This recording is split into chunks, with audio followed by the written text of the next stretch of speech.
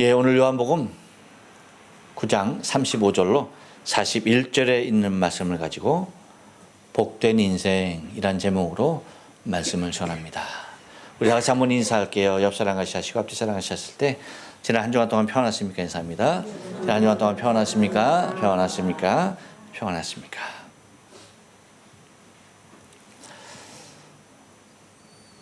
여러분, 내가 아닌 누구의 일에 대하여서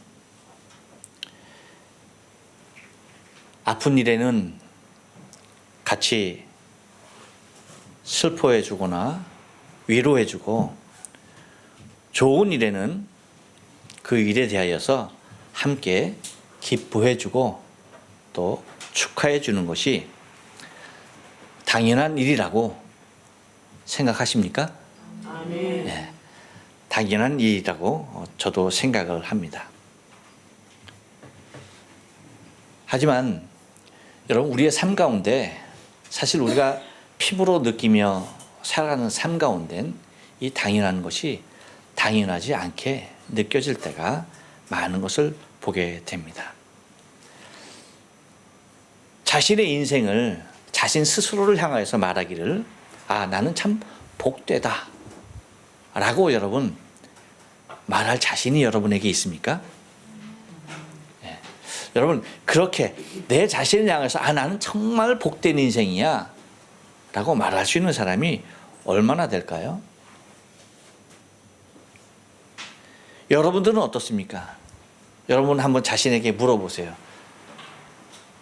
자기 이름을 불러가며 용수야, 너의 인생은 복되냐? 뭐라고 대답합니까, 여러분? 복되다고 얘기합니까? 예, 좋습니다. 우리는 흔히 복을 받아 잘 살게 되었다고 말을 하는데, 복받은 인생임에도 불구하고 행복하지도 않고 그다지 기쁘지도 않는 것은 물론이거니와, 또 누군가의 일에 대해서도 축하해 주지도 못하고 또 함께 애통해 주지도 못하는 모습을 보게 되는 것입니다. 그래서 여러분, 나 자신을 이렇게 바라볼 때 정말 내가 복된 인생인가 라는 그런 어떤 판단할 수 있는 절대적인 것은 아닙니다만 기준점이 하나 있습니다. 그것은 뭐냐면, 누군가의 일에 대하여서 정말 내가 함께 슬퍼해 줄 수 있는 사람인가, 아니면 또 누군가의 일에 대해서 정말 내가 함께 기뻐해 줄 수 있는 사람인가. 나 자신의 모습을 누군가의 일어난 일을 통하여서 여러분 나 자신의 반응을 보면요, 나는 정말 복된 사람인가 아닌가를 어느 정도 분별하게 된다는 것입니다. 여러분, 우리가 정말 하나님의 놀라우신 은혜로 지바 구지구리 수양관, 우리 그 자리를 잔금을 다 치르게 됐습니다. 너무나 감사해요. 그래서 금요일 날 극적으로 다 치렀습니다. 그리고 여러분 주보에 보면 그 열쇠가 그 열쇠입니다. 네, 다른 열쇠가 아니라 그 열쇠입니다. 이 열쇠 받기까지가 정말 얼마나 간이 저리고 힘이 들고 어려웠는지요. 이 일이 이제 사실 주위에 좀 이제 알려지게 되어지죠. 뭐 이렇게 소문이 좀 탔나 봐요. 그러다 보니까 제가 제 주위에 들려오는 여러 가지 소리가 있습니다. 여러 부류로 들려요. 어떤 분들은 그거 샀어 하면서 굉장히 놀라시는 분들, 그리고 또 그걸 들었음에도 불구하고 직접 본인한테 좀 물어보면 좀 정확하게 대답을 해줄 수 있음에도 불구하고 이렇게 두루두루 딴 데에다 이렇게 물어보면서 제 귀에 이렇게 들려오는 상황, 그런 분들도 계시고, 또 어떤 분들은 정말 너무나 잘 됐다고, 너무나 축한다고 이렇게 듣기만 해도 이분이 정말 중심에서 기뻐하는지 아니면 그냥 말로서 그냥 이렇게 축하해 주는지 그것이 분간이 갈 정도로 그렇게 정말 자기 일도 그렇게 기뻐서 얘기하지 못할 정도로 그렇게 말씀하시는 분들도 계셨던 것을 바라보게 됩니다. 그 모습을 통해서 한번 이렇게 쭉 보면 이게 복된 인생이 다른 인생이 복된 인생이 아니구나. 정말 슬퍼할 때 함께 슬퍼해주고 기뻐할 때 함께 기뻐해줄 수 있는 사람들이 정말 복된 사람이구나 하는 것을 제가 간접적으로 느끼게 됩니다. 여러분, 자신이 복된 인생임을 아는 사람일수록 참된 이웃과 복음의 메신저로서의 삶을 살아가게 되는 것을 바라보게 됩니다. 하나님의 주되심과 그리고 나에게 주되신 하나님은 언제나 공평함을 깨닫고 살아간다면 여러분, 우리는 우리 인생이 복된 인생임을 믿습니다. 우리는 지난 2주에 걸쳐서 복된 인생을 살게 된 이 소경에 대하여서 생각을 해 보았습니다. 누구와 보더라도 그 인생은 복된 인생이 아니었죠. 그렇죠? 하지만 오늘 본문에서 보면 이 사람은 그 누구보다도 복된 인생인 것을 오늘 본문을 통하여서 발견하게 된다는 것입니다. 그래서 저와 여러분도 정말 하나님 앞에 복된 인생인데 오늘 본문을 통해서 복된 인생, 그 복된 인생은 과연 어떤 인생인가? 다시 한번 되새기며 저와 여러분이 하나님 앞에 복된 인생인 것을 감사할 수 있는 시간이 되면 좋겠습니다. 여러분, 복된 인생은요, 한번 따라서 합니다. 좋은 만남이 있습니다. 그렇습니다, 여러분. 복된 인생은요, 좋은 만남이 있더라고요. 그것이 기본이 되더라고요. 35절 말씀 다 같이 한번 읽어볼까요? 시작. 예수께서 저희가 그 사람을 쫓아냈다 하는 말을 들으셨더니 그를 만나서 가라사대 때 내가 인자를 믿느냐라고 말합니다. 그러니까 예수님을 통해서 만난 예수 안에서의 만남이 가장 좋은 만남이고 그것이 그 자체가 복인 것을 바라볼 수가 있다는 겁니다. 그래서 여러분, 오늘 성경에서는요, 이 소경으로 하여금 우리에게 만남을 상징적으로 그려주고 있는 것을 바라보게 됩니다. 여러분, 이 소경에게는 예수님을 만나기 전 어떤 만남이 있었을까요? 수없이 많은 사람과의 만남이 있었겠지만 그 중에서도 필연적인, 어쩌면 원초적인, 절대적인 만남이 먼저 있었겠죠. 그 만남이 뭘까요? 부모와의 만남이겠죠. 그렇죠? 부모와의 만남이 없이 이 세상에 올 수 있는 사람이 있습니까? 없습니까? 없죠. 부모와의 만남이 이 소경에는 있었습니다. 그런데 여러분, 이 소경에게 있어서 부모와의 만남이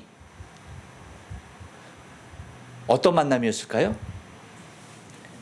보통 아이였으면, 보통 아들이었고, 보통 사람이었으면, 보통 아이로 태어났으면 이 만남은 얼마나 축복된 만남인지 몰랐을 거예요. 그렇죠? 얼마나 기쁨의 만남인지 몰랐을 거예요. 그런데 그 복되어야 할 만남이, 그 축복된 만남이어야 할, 그리고 그 기쁨이어야 할 만남이 어떤 만남이 되고야 합니까? 기쁨이 아니었어요. 부모의 입장에서는 기쁨이 아니었습니다. 큰 짐이었고 아픔이었어요. 그 아들 또한 자기가 인식하게 되는 순간 그 사람, 그 소종에게도 그 인생은 부모가 느꼈던 그 아픔 이상의 아픔을 느끼면서 지금까지 살아왔어야 했던 것입니다. 무엇에 의하여서? 나면서부터 소경되었던 자이기에 당시의 사회적인 관습과 전통에 의하여서 버려질 수밖에 없었던 모습입니다. 여러분, 우리가 성경을 통해서 지난주에 보면은 알지만 부모가 있었어요, 없었어요? 있었죠. 그 부모를 찾아낼 수 있었습니까, 없었습니까? 있었죠. 어렵지 않았습니다. 쉬웠습니다. 그럼에도 불구하고 여러분, 뭐예요? 그들의 삶은 별개로, 전혀 별개의 삶으로, 한 사람은 거지의 삶으로, 한 사람은, 부모는 정상적인 삶으로 살아갑니다. 여러분,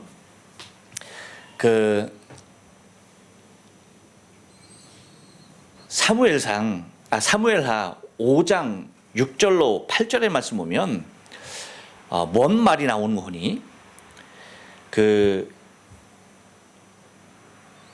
다윗이 이스라엘의 왕으로 오르죠. 사울에 이어서 이스라엘의 왕으로 오릅니다. 왕으로 올라서 처음부터 다윗이 예루살렘에서 왕이 되었던 것이 아니에요. 예루살렘으로 들어갈 수 있었던 것은 거의 7년 반이라고 하는 시간이 지나서 예루살렘을 정벌하고서야 들어가게 되는 거예요. 그러니까 그 전까지만 하더라도 예루살렘 그 땅에는 여러분, 우리가 잘 알다시피 여호수아를 통해서 가나안 땅에 들어갔을 때 어떤 일이 일어납니까? 각 지파에게 땅을 나눠주죠.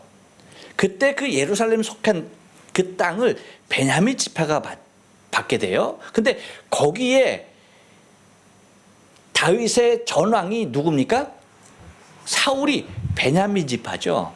그러니까 사울이 왕일 때는 그 예루살렘 지역이 별 문제가 안 되었어요. 근데 그 예루살렘 지역에 살았던 베냐민 지파들이 처음부터 하나님의 말씀대로 완벽하게 그 땅에 거하는 족속들을 다 멸하여야 되고 쫓아내야 했는데, 거기에 사는 여부수 사람들을 뭐 합니까? 함께 살아가게 되어져요.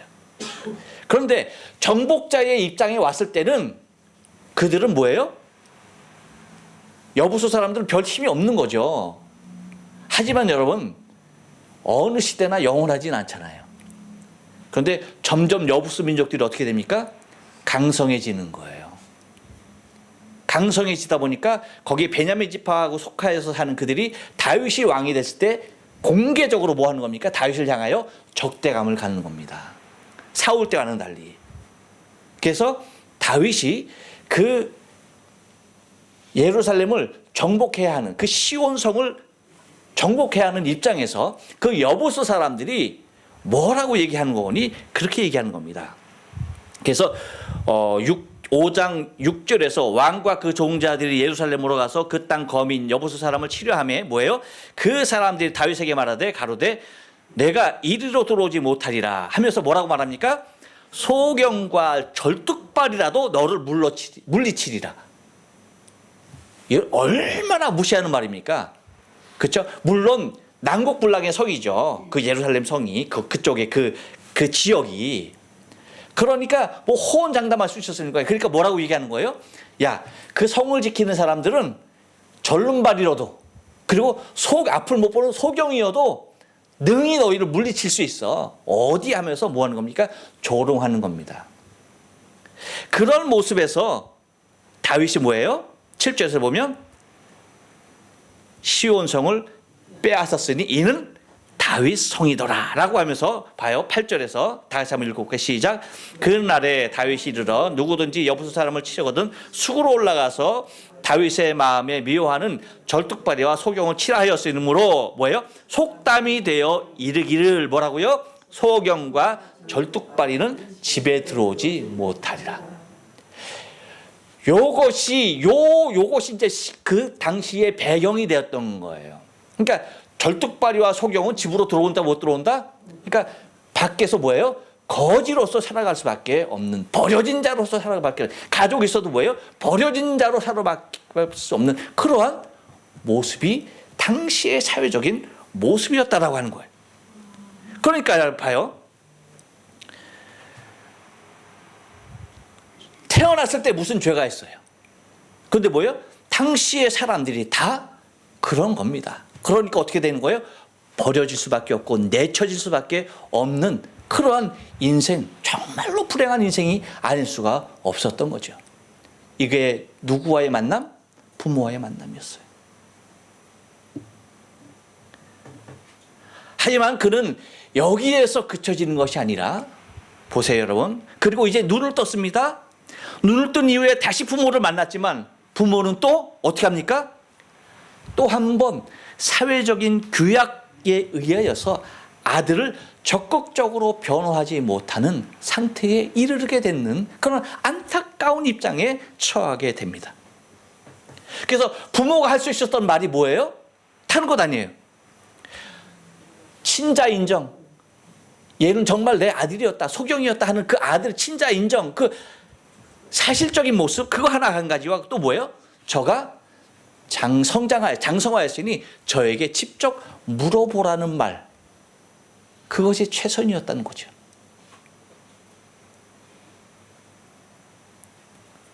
그 이유에 대해서 뭐라고 말합니까? 22절에서 뭐라고 얘기합니까? 한번 읽어볼까요? 시작.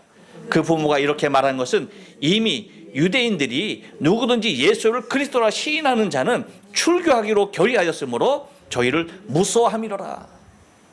그러니까 예수가 고쳐줬잖아요. 근데 예수를 출하고 시인만 하면 뭐예요? 다 유대교에서 뭐 하는 거예요? 쫓아내는 거예요. 당시에 여러분 유대교에서 쫓겨났다라고 하는 것은 뭐예요? 모든 삶의 터전을 다 포기하는 것과 똑같은 모습입니다. 일본이 그렇잖아요, 여러분. 일본은 동네마다 맛집이가 있잖아요. 근데 교회 나오게 되면 뭐예요? 그걸 다 끊어버리죠. 그러면 그 쪼에서 뭐예요? 뭐 호적 파가는 거나 마찬가지죠. 그러한 사회적인 구조가 되어 있었던, 아직 그것을 법규적으로 아예 조인해버린 그런 상태였기 때문에 눈뜬 아들을 만났지만 그 아들에 대하여 적극적으로 변호할 수 없는 그 연약한 부모의 모습을 다시 한번 목도했어야 했다는 것입니다. 곧 부모라 할지라도 그러한 사회적인 환경에 의하여서 오히려 한 번 더 아들에게 상처를 줄 수밖에 없는 그 모습들을 바라보게 되어지죠. 이제는 이 소경에게 또 다른 만남이 있죠. 그것이 뭡니까? 이웃들과의 만남이에요. 그 이웃들과의 만남은 어떻습니까? 여러분 보세요. 이 소경에게서 일어났던 일을 우리가 볼 때 정말 모두가 축하해 줄 일 아니에요? 기뻐해 줄 일이죠. 모든 사람이 다 기뻐하고 다 손뼉 쳐서 하나님께 영광 돌리고 다 축하해 줘야 할 일임에도 불구하고 여러분 성경의 흐름상 여러분 9장에서 모습에 보면 축하해 주는 모습, 기뻐해 주는 모습, 그 환경이 여러분 찾아볼 수 있어요, 없어요? 없다는 거예요. 그 어디에서도 그가 눈 떴다라고 기뻐해주며 축하해주며 격려해주며 너 정말 고생 많은데 너 정말 하나님의 은혜야 라고서 그렇게 말하는 사람들이 없었던 것입니다. 오히려 바리새인들이 예수가 한 그 일에 대해서 빙자해서 너는 하나님께 영광 돌리라라고 그렇게 얘기한 것뿐이지 그 누구의 입에서도 그를 옹호해주거나 축하해주는 모습은 찾을 수 없다는 것입니다. 여러분 결국은 뭐예요? 그렇게 얘기했던 바리새인들조차도 이 사람을 쫓아내고야 마는 것을 우리는 34절에서 보게 돼요. 34절 다 같이 한번 읽어볼까요? 시작. 저희가 대답하여 가로되 내가 온전히 죄 가운데서 나서 우리를 가르치느냐 하고 이에 쫓아내어 보내니라 라고 말합니다. 이렇듯 여러분 부모의 만남, 그 이웃과의 만남은 이 소경에게 있어서는 절망적이었습니다. 하지만 복된 인생이 되려다 보니까 어떻게 됩니까? 주님이 몇 번씩이나 만나죠? 몇 번? 어떻게 알았어? 2번씩이나 만나 주시는 것을 보게 된다는 것입니다. 한 번은 뭐예요? 어떤 만남이었습니까? 육신의 눈을 뜨게 하기 위하여서 주님이 그를 만나 주셨어요.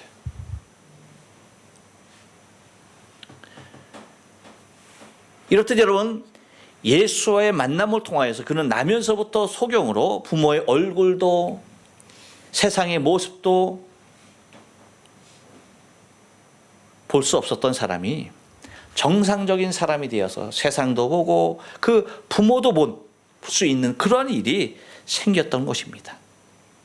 이것이 첫 번째 주님을 만났을 때의 그에게서 나타난 변화였습니다. 이렇듯 주님을 만나니까 그토록 보고 싶었던 그 모든 것들을 자신의 눈으로 시각이 열려서 다 보게 되어지는, 눈이 열리는 놀라운 일을 경험하게 되었던 것입니다. 여러분, 눈 감고 한번 1분만 생각해 보십시오라고 하면 답답해서 여러분 1분 안에도 몇 번을 눈을 뜨게 되죠. 정말 힘이 들 겁니다. 근데 그 평생을 못 보던 그 눈이 떨어졌으니까 여러분 얼마나 감격스러운 일이겠습니까? 이것이 누구와의 만남을 통해서? 예수와의 만남을 통해서. 두 번째는 여러분 어떻습니까? 두 번째는 어떤 만남이었습니까? 영의 눈을 뜨기 위한 만남이었던 것을 바라보게 되죠. 첫 번째 만남은 육의 눈을 띄었고, 육의 눈을 띄었던 그가 여러분 예수를 알아봤습니까? 못 알아봤습니까? 못 알아보죠. 주 되신 하나님, 정말 그 하나님을 향해서 공평하다라고 얘기할 수 있는 그 하나님을 못 알아본 겁니다. 그러니까 두 번째 만나 주심을 통하여서 그의 영의 눈을 띄어 주시는 것을 바라보게 됩니다. 그래서 그로 하여금 정말 자신의 생명의 주 되신 예수 그리스도를 만나게 되어지는 그 놀라운 일이 발생하는 것입니다. 여러분 한번 보십시오. 어떤 인생이 과연 복된 인생입니까? 곧 좋은 만남이 있어야 하는데 그 좋은 만남은 어떤 만남입니까? 옆 사람에게 얘기해 줍니다. 예수님과의 만남입니다. 예수님과의 만남이 여러분 세상에서 가장 좋은 만남임을 믿습니다. 또 하나 복된 만남은요, 한 번 더 따라서 합니다. 신앙의 의지가 있습니다. 36절 말씀을 다 같이 한번 읽어볼게요. 시작. 대답하여 가로되 주여 그가 뉘시오니까 내가 믿고자 하나이다. 여러분 우리가 흔히 신앙을 갖게 된 모습을 결론적인 입장에서 만남을 표현하는 경우가 많이 있는 것을 바라보게 되어져. 그래서 예수를 만났는가를 통해서 자신이 구원받았다라고 그렇게 결론적으로 단정짓는 모습들이 우리에게 있다는 것입니다. 하지만 여러분 여기에는 조금 더 구체적인 표현들이 사실은 필요한 거예요. 우리가 구원받은 모든 그 과정, 여정을 다 걸러내고 예수 만났다라고 하는 그 자체로 우리가 구원을 얘기할 수 있어요. 그거 틀리다는 얘기가 아닙니다. 왜? 구원받은 결론적인 모습을 얘기할 때 그건 틀리다는 얘기가 아니에요. 하지만 우리는 그 만남이라고 하는 것 이전에, 결론 짓기 이전에 그 과정이라고 하는 모습이 매우 중요한 모습으로 우리에게 자리해야 한다는 것입니다. 곧 좀 더 정확한 표현으로 나타낸다면 만남을 통하여 더 깊이 들어가는 단계가 필요하다는 거예요. 내가 만났다 그것으로 끝나는 것이 아니라 만나서 더 깊은 관계로 들어가는 그 모습이 필요하다는 것입니다. 그것이 곧 뭐예요? 신앙적인 의지다라고 하는 거예요. 이것이 신앙적인 의지예요. 그것이 우리에게 필요하다는 것입니다. 그래서 더 열심히 뭐예요? 주를 알기를 소원하는, 그렇죠? 그 간절함이 있잖아요. 그 간절함이 크면 클수록 뭐예요? 은혜가 커지는 거예요. 주를 만나게 소원하는 그 간절함이 강하면 강할수록 뭐예요? 신앙의 성장이 빨라지는 겁니다. 그 모습이, 그 여정이 있는 겁니다. 그래서 인격적으로 찾아오시는 주님을 향하여서 나 자신의 믿음의 단계인 예수를 향한 주되심에 대한 고백하는 의지적인 모습이 우리에게 더욱더 필요하다는 것입니다. 그래서 주님이 그에게 묻는 말이 그래서 다른 것이 아닙니다. 내가 믿고자 하나이다. 내가 믿고자 하나이다. 어떤 모습에서? 주님을 더욱더 깊이 알아가길 원하는 모습에서. 내가 인자를 믿느냐라고, 그가 누구십니까? 네가 말하는 그 사람이 바로 나다라고 얘기하는 거죠. 인자다라고 얘기. 그러니까 뭐예요? 내가 더 깊이 알기를 원합니다. 믿기를 원합니다. 그가 뉘시오니까 내가 믿기를 원합니다라고 그렇게 말을 하고 있는 거죠. 그래서 여러분, 로마서 10장 10절에 보면 그렇게 말하죠. 다 같이 한번 읽어봅니다. 시작. 사람이 마음으로 믿어 의에 이르고 입으로 신하여 구원에 이르니라. 그렇습니다. 의지적인 고백이 있어야만이 한다는 것이죠. 우리 옛말에 한마디 말로 천냥빚을 갚는다고 그러죠. 그렇죠? 여러분, 그 천냥빚을 한마디 말로 갚는다라는 표현들이 있는데, 우리의 속담에 그것은 뭐예요? 내가 만약에 입을 다물고 있었어. 정말 고마운 일이야. 정말 고마운 일이 있어. 근데 입을 다물고 있었어. 그럼 여러분, 천냥빚이 갚아집니까? 안 갚아집니까? 갚아질 수 없는 거예요. 한마디라도 해야 되는 거예요. 너무나 감사합니다. 라는 이 한마디라도 뭐예요? 그래, 그럼 내가 그 빚 안 받을게 라고 탕감받을 수 있다는 거죠. 뭐예요? 나에게 내 마음에서 의지적으로 나오는 고백이 필요하다는 것입니다. 그것이 우리의 신앙의 의지라는 것이에요. 근데 복된 인생에게는 이 신앙적인 의지가 반드시 있다는 것입니다. 그래서 37절 38절에 보면 예수께서 가라사대 때 내가 그를 보았거니와 지금 너와 말하는 자가 그이니라. 그러니까 38절에서 뭐라고 말합니까? 가로되 시작. 주여 내가 믿나이다 하고 뭐예요? 절하는지라. 내가 주여 내가 믿나이다라고 분명하게 얘기하고, 이 의지적인 고백은요 또 무엇까지 일어났습니까? 의지적인 행동까지도 나아요. 그래서 뭐라고 어떻게 하는 거예요? 절했다라고 표현하고 있어요. 주여 내가 믿나이다 하고 절하니라 라고, 그렇게 의지적인 믿음은 의지적인 행동까지도 뭐예요? 이끌어낸다는 거예요. 그래서 여러분, 이 신앙이 우리에게 매우 중요해요. 살아있는 생동감이 있는 믿음을 위해서 이 모습들이, 이 단계들이 반드시 필요한 겁니다. 마지막 결론적으로 주를 만났다, 구원받았다라고 하는 그 모습에 이르기 전에 뭐 하는 거예요? 우리의 이런 의지적인 고백과 의지적인 행동이 매우 중요하다라는 사실입니다. 여러분, 누가복음 17장에 보면 예수님께서 그 바리새인들을 꾸짖으면서 하신 말, 그 말이 끝나면서 열 문둥병자를 고치시는 예화에 대해서 말씀해 주고 있어요. 근데 열 문둥병자가 같이 얘기하죠. 우리를 불쌍히 여겨달라고 할 때 예수님께서 뭐랍니까? 너희 몸을 제사장에 가서 보이라라고 얘기하죠. 가서 제사장한테 몸을 보이니까 다 뭐예요? 깨끗함을 다 받았어요. 그렇죠? 그러니까 10사람 중에 한 사람이 돌아오죠. 그것이 16절에 있는 말씀이에요. 예수의 발 아래 엎드려 살해하니 저는 사마리아 사람이라. 10사람 중에 한 사람 예수 앞에 돌아와서 하는 게 뭐예요? 발 아래 엎드려서 살해하는 모습입니다. 의지적인 행동이 나오는 거죠. 그러니까 예수님이 묻죠. 10사람이 다 깨끗함을 받지 않았느냐? 그 9은 어디 있느냐? 하면서 이 이방인 외에는 하나님께 영광을 돌리러 온 자가 없느냐? 봐요.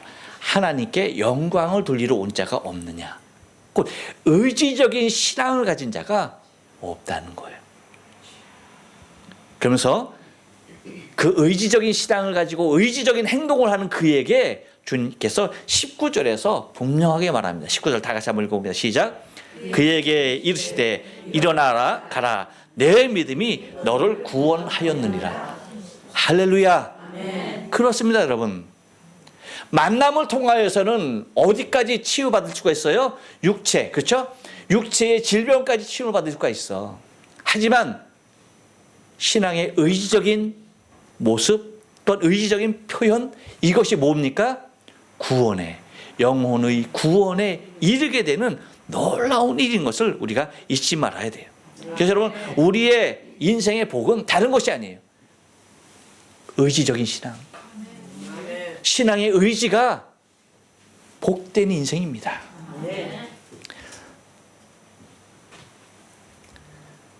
또 하나 복된 인생은요, 한 번 더 따라서 합니다. 죄사함이 있습니다. 여러분 40절 말씀 보니까 예수께서 가라사대 소경이 너희가 소경되었다면 죄가 없으려니와 본다고 하니 너희 죄가 그저 있느니라 라고 말을 합니다. 여러분에게 언젠가 말씀드렸죠. 인생이 할 수 없는 세 가지에 대해서 말씀드렸습니다. 그 중에 하나가 뭡니까? 죄범한 인생이 스스로 해결하지 못하는 것이 뭡니까? 죄에 관한 것이에요.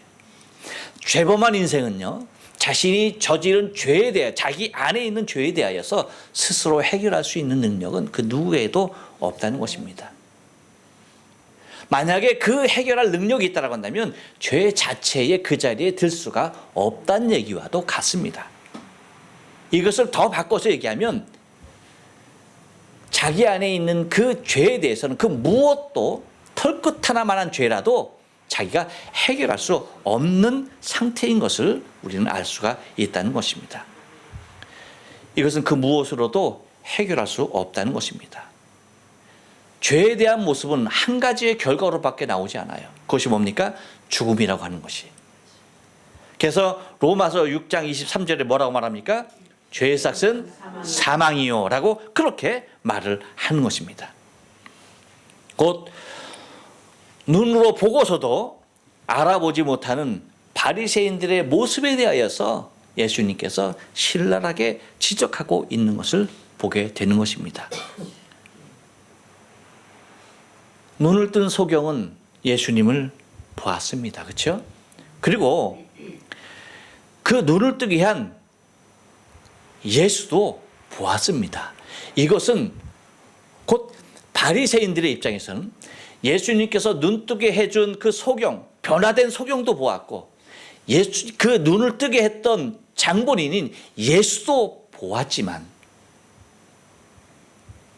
그들에게는 오히려 그것을 보지 못함이 그들에게 유익할 수 있었다라고 할 정도로 매우 불행으로 치닫는 것을 바라보게 됩니다. 그래서 예수님께서 하시는 말씀이 다른 것이 아니라 차라리 소경과 같이 보지 못하였다면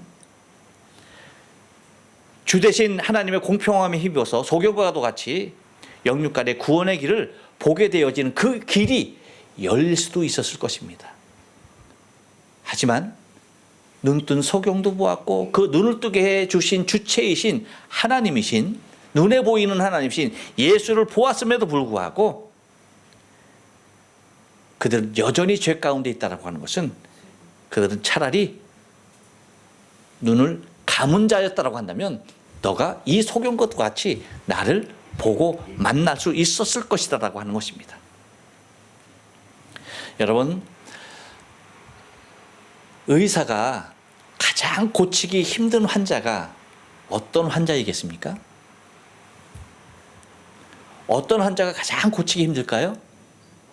지금 막 다 죽어가는 암에 걸리는 환자일까요? 손을 쓸 수 없습니까? 아니죠. 그 사람은 그래도 손을 쓰기라도 하죠. 의사가 가장 힘들어하는 환자 한 사람입니다. 누굽니까? 나는 너무 건강해. 나는 고칠 것이 아무것도 없어. 라고 그렇게 맹신하는 사람들. 그 사람들은 여러분 의사가 절대 고칠 수가 없는 것입니다. 가장 고치기 힘든 환자죠. 그래서 예수님께서 마태복음 9장 12절에서 그렇게 말합니다. 다 같이 한번 읽어볼까요? 시작. 예수께서 들으시고 이르시되 건강한 자에게는 의원이 쓸데없고 병든 자에게라 쓸데 있느니라. 할렐루야. 네. 예수님께서 그래서 병든 자에게라야 의원이 쓸데 있다라고 그렇게 말씀하십니다. 죄사함은 자신의 의로서 이루는 것이 아니기에 바리새인들과 같이 자신의 의를 숭배했던 자들에게는 주어질 수 없는 은혜였던 것입니다. 곧 자기 만족으로 충만한 사람들은 구원에 이를 수 있는 길이 없는 것입니다. 그 모습에 대하여서 대표적인 모습으로 예수님께서 비유로 말씀하시는 것이 무엇입니까? 누가복음 12장 19절에서 한 부자가 밭에 소출이 가득하게 되죠. 그리고 그 소출을 갖다가 창고에 들려고 곡간을 헐고 새로 크게 걷다가 잔뜩 썰어 놓습니다. 그리고 하는 말이 뭐예요? 12장 19절 다 같이 한번 읽을까요? 시작. 또 내가 내 영혼에게 이르되 영혼아 여러 해 쓸 물건을 많이 두었으니 평안히 쉬고 먹고 마시고 즐거워하자 하리라 하되 라고 합니다. 그 뭡니까? 자기 자신으로 만족해하는 심령은요 그 어느 모습으로서도 구원에 이를 수가 없다는 것입니다. 바리새인이 이와 같았다는 것입니다. 무엇으로? 그들은 그들의 자신들의 의로 말미암아 스스로 뭐예요? 자기 만족에 빠져 있는 사람들이었기 때문입니다. 그래서 이 모습 속에서 우리가 구원 얻을 수 있는 길은 오직 한 가지, 무엇입니까? 예수의 피밖에 없다는 것입니다. 그래서 히브리서 9장 22절 하반절에서 뭐라고 말합니까? 피 흘림이 없은즉 죄사함이 없다. 곧 예수의 피가 아니면 그 무엇으로도 깨끗함을 받을 수가 없다고 하는 사실입니다. 그래서 39절에서 얘기하시는 것을 보면 다 같이 한번 읽어봅니다. 시작. 예수께서 그러되 내가 심판하러 이 세상에 왔으니 보지 못하는 자들은 보게 하고 보는 자들은 소경이 되려 하려 함이니라 하시니 라고 얘기합니다. 죄인임을 고백하면서 스스로 죄값으로 받아야 할 심판에 이르러야 할 자리에 나오는 것이 여러분 복입니다. 나는 죄인입니다. 나는 이 죄로 말미암아서 심판을 받을 수밖에 없습니다. 라고 그렇게 나오는 사람들이 그 사람이 참된 복된 사람이라고 하는 것입니다. 하지만 바리새인들에게는 우리는 누구의 제자다? 우리는 모세의 제자다 라고 할 만큼 그들은 율법을 통한 자신의 의의가 있었기 때문에 예수님의 제자다 라고 하면서 출교를 시킬 수 있어도, 그래서 사회적으로 매장하는 분위기를 만들어 놓고서 자신의 의의를 만족하며 예수 앞에 돌아오지 못하게 하는 그러한, 그래서 천국으로 들어가는 문을 막고 자기도 들어가지 아니하고 남들도 들어가지 못하게 하는 장본인들이 되고야 말았던 것입니다. 여러분, 복된 인생은요 자신의 의에도, 자신의 소유에도, 자신의 누림에도, 자신의 건강에도, 자신의 지식과 부에도 있지 않다라고 하는 것입니다. 그렇다고 한다면 여러분, 정말 복된 인생의 주인공은 누구일까요? 우리를 구하러 오신 예수님을 만나서 믿음으로 구원받고 그리고 죄사함 받아서 심판에 이르지 않는 우리 한 사람 한 사람이 아니겠습니까? 곧 저와 여러분이 복된 인생, 바로 그 사람인 것입니다. 바로 저와 여러분의 인생의 삶이 그 누구보다도 복된 인생인 것을 우리가 이 말씀을 통하여서 바라보면서 순간순간 주 앞에 영광된 삶을 살아갈 수 있는 우리의 신앙의 삶 되어지길 주님의 거룩하신 이름으로 축원합니다. 기도하십니다.